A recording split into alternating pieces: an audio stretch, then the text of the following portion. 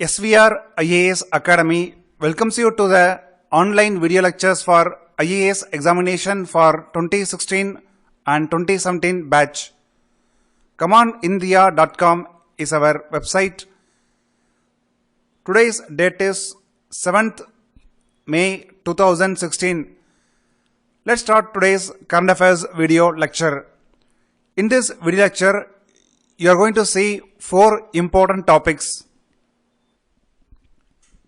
Let's start today's first video lecture, that is National Green Tribunal and Ulhas River issue.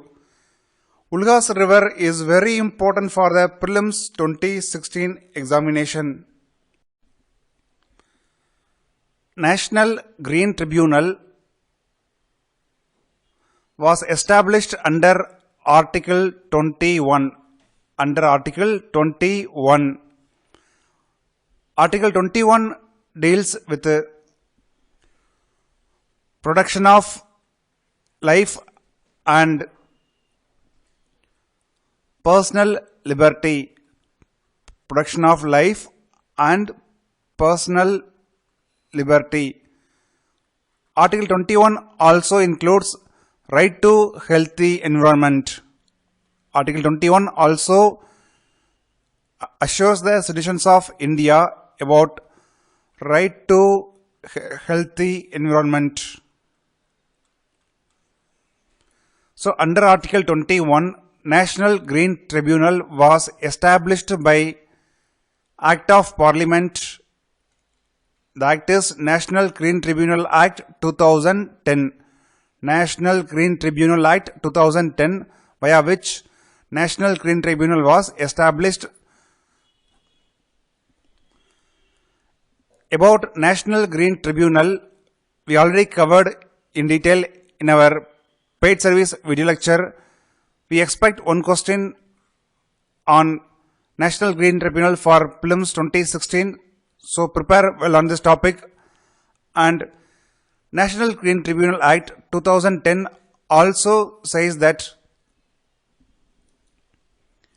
if any person is not obeying the order or decision of the National Green Tribunal, he can be imprisoned up to 3 years. He can be imprisoned up to 3 years or fine up to 10 crores. Fine up to 10 crores or maybe both. So remember, it is a very important point for the prelims examination.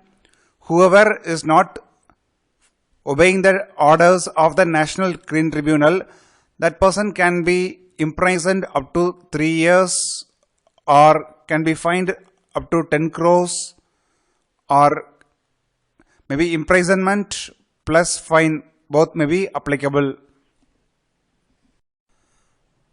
Now let's discuss some important points on Ulhas River. Ulhas River is west flowing river.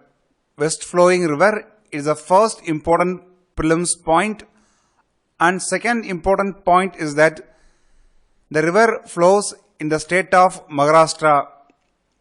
The river confined to Maharashtra and it is a west flowing river. So don't forget these 2 important prelims points. Now let's discuss why the topic Ulhas River and National Green Tribunal came in the news.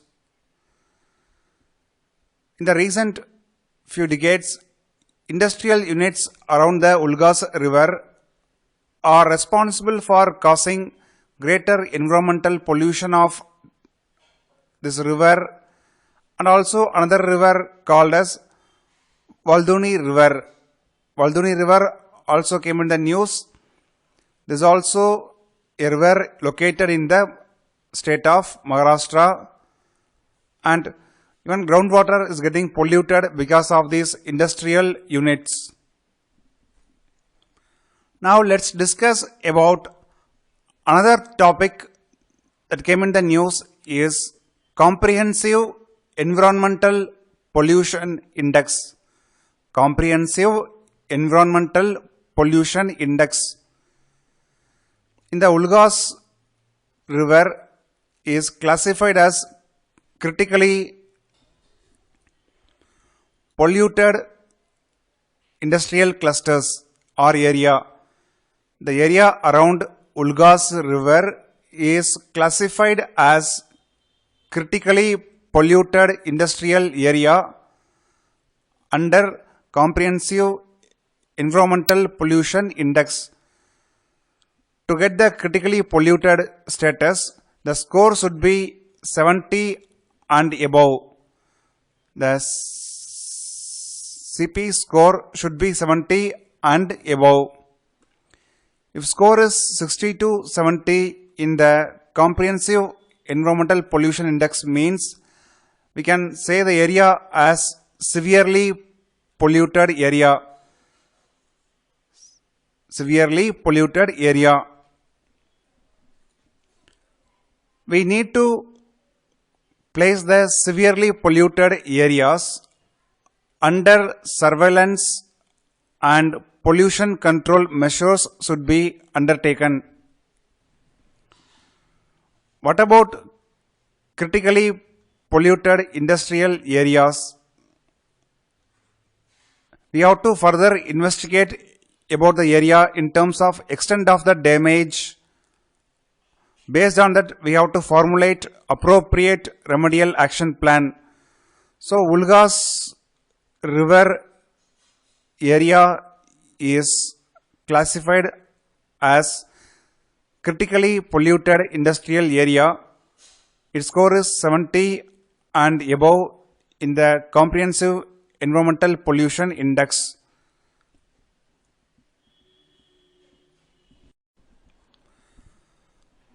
Who developed the Comprehensive Environmental Pollution Index? It is developed by Central Pollution Control Board.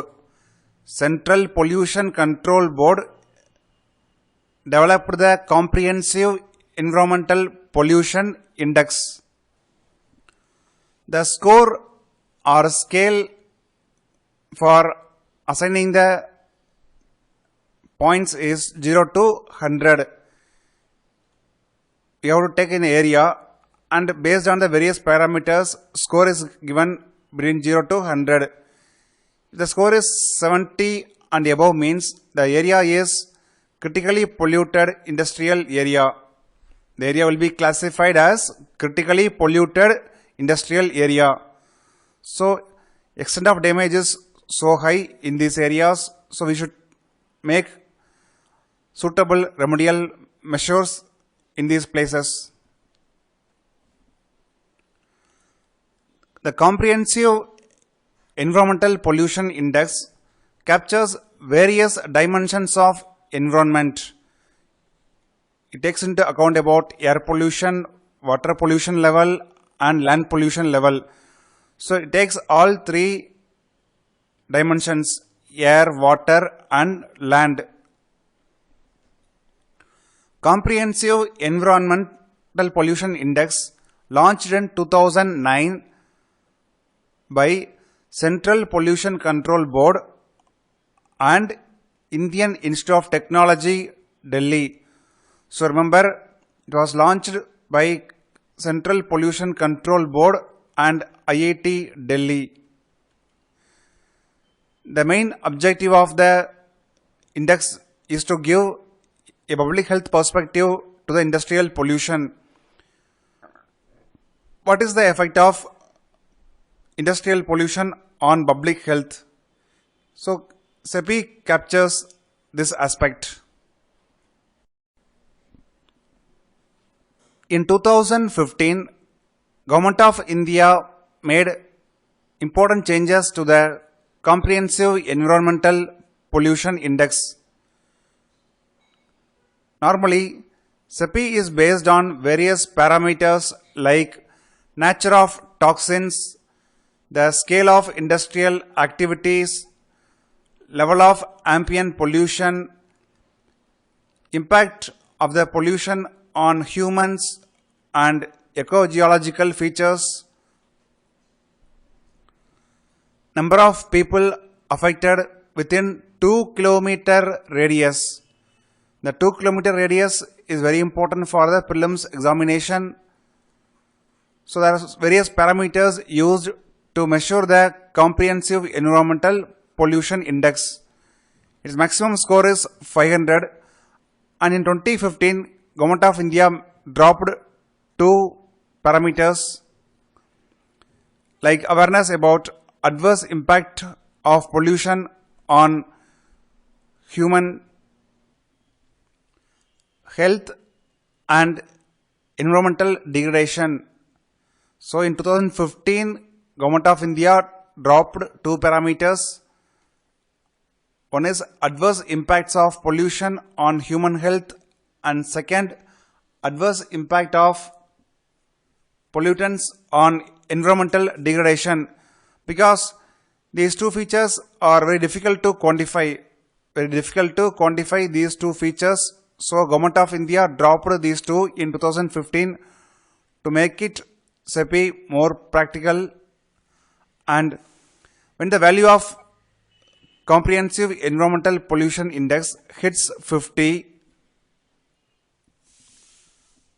all stakeholders like industry, state government, local government, pollution control board should work together to reduce the pollution in the particular industrial area if the index value reaches 50.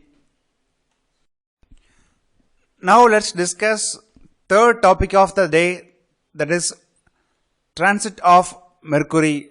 Transit of mercury, it came in the news recently. So what is the meaning of transit of mercury? Here we will draw a diagram. Consider this as a sun. Consider this as an earth. It is our planet, that is earth, and here it is our sun. And we also draw mercury. It is mercury.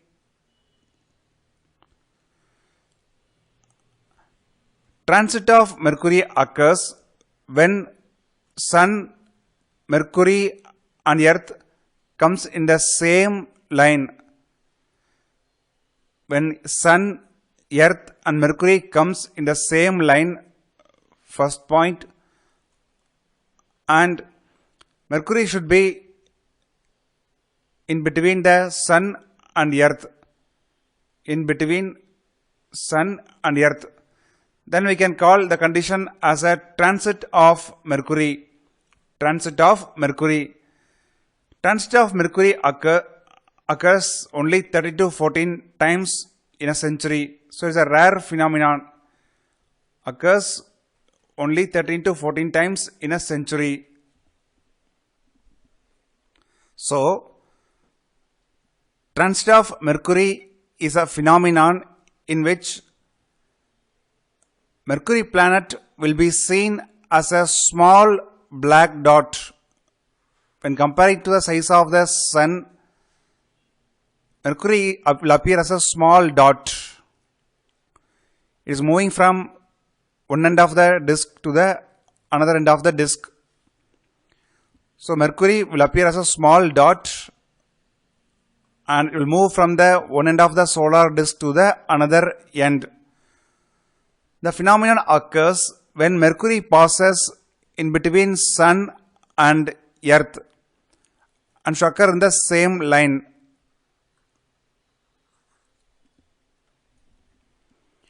Recently, transit of Mercury was visible in many parts of the Asia and many other continents. It was seen in India also, and next transit of Mercury will occur after 10 years in India, especially in the year 2032.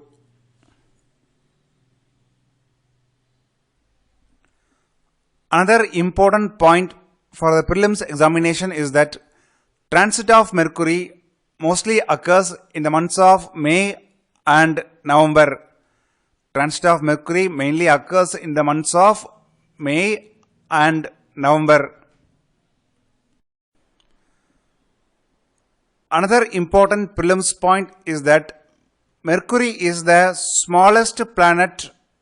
Mercury is the smallest planet in our solar system. Now 3 topics are over. Now let's move to the fourth and last topic of the day, that is Compensatory Afforestation Fund Bill 2015. The bill was recently passed in Lok Sabha and now it will move to the Rajya Sabha. If it is passed, it will become an act. So in this background, let's discuss the important features of Compensatory Afforestation Fund Bill, why it is required and so on. Now let's understand the core issue regarding Compensatory Afforestation Fund Bill. For example, consider you as a businessman, you want to establish a factory in the forest area. In the forest area, you want to establish a factory.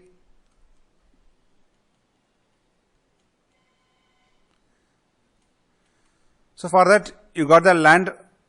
Here, forest land is diverted for non-forest purposes.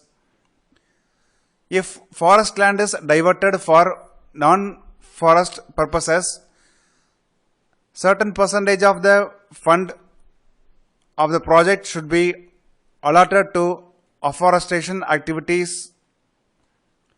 Certain percentage of the fund should be allotted for the afforestation activities somewhere. So you are a businessman, if you are establishing factory in the forest land, you have to allocate certain percentage of the project fund to the Compensatory Afforestation Fund. So far 40,000 crores has been collected under this compensatory fund, but for the last 10 years, the fund has not been utilized for afforestation activities. What is the reason? The reason is very simple. The fund is managed by CAMPA. CAMPA is the ad hoc committee. CAMPA stands for Compensatory Afforestation Fund Management and Planning Authority. The authority is the ad hoc in nature, so it manages the fund of 40,000 crore rupees. To spend the money, we need a committee which is based on Act, the committee established by Act of Parliament. But in the last 10 years, we couldn't pass the Compensatory Afforestation Fund Bill. Because of that, 40,000 crore is lying in various bank accounts. We couldn't use the fund for afforestation activities. So recently the bill has been brought and it passed in the Lok Sabha, and the bill now moves to the Rajya Sabha. If it is passed, now it will empower the government to use the funds for afforestation activities. Compensatory Afforestation Fund Bill aims to ensure expeditious utilization of the accumulated fund of 40,000 crore rupees for increasing the forest cover in India. One important fact is that we are aiming to increase the forest cover to 33%. At present, our forest coverage is 24 to 25%, but the ultimate target is to increase the forest cover to 33%. It's an important prelims fact, so please remember about 33%. The amount was not utilized for the last 10 years because it was managed by ad hoc central body. We need Act of Parliament to utilize the fund, and the proposed Compensatory Afforestation Fund Bill will ensure the expeditious and efficient utilization of the 6,000 crore rupees per annum. If the bill is passed, to ensure utilization of 6,000 crore rupees every year. If the bill is passed, the fund can be utilized for afforestation activities. It will also generate productive assets and also generation of the huge employment opportunities for rural and tribal areas. We hope you might have studied about Paris Climate Agreement and intended nationally determined contributions.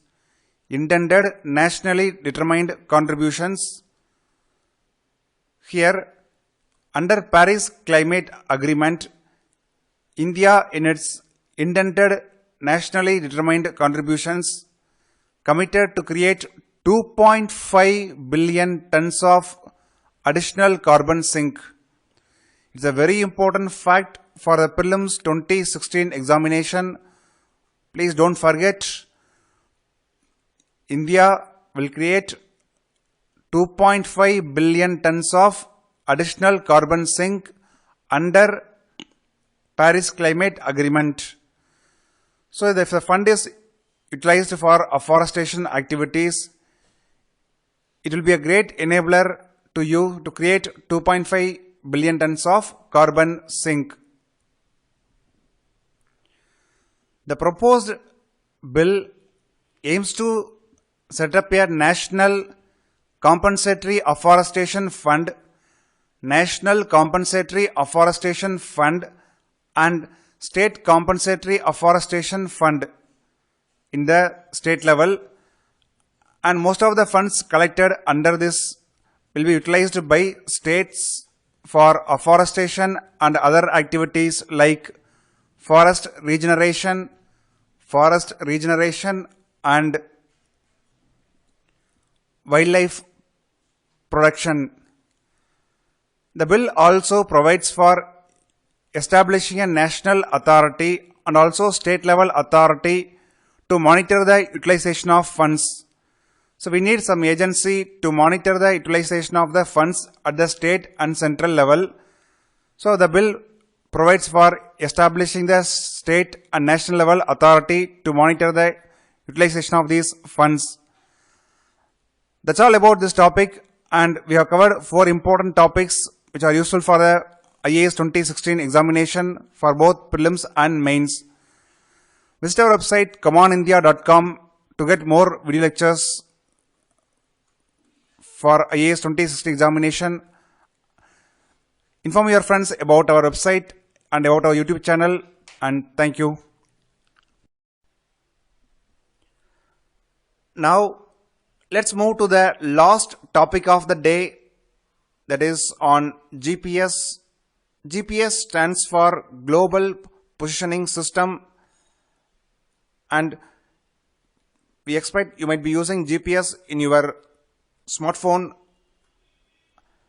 and recently government is planning to make it mandatory for all public transport vehicles, whether bus or any other public transport vehicles, to have GPS installed in their vehicles.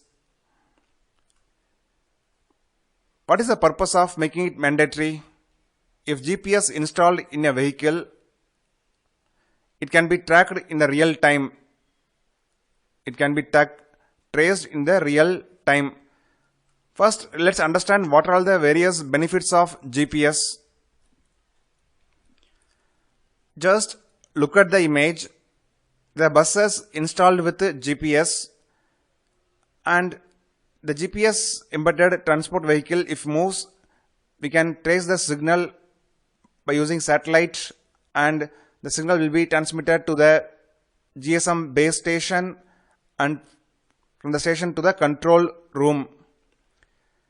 Recently, Government of India made it mandatory for the mobile phone manufacturers to insert emergency button, to make emergency button from 2017 onwards. If you press a particular number, say number 5, press for long term, then it will indicate you are in an emergency and your message will be delivered to the emergency response team which are located in the control room, and they will trace your location by using the mobile signal. If GPS and along with emergency button is used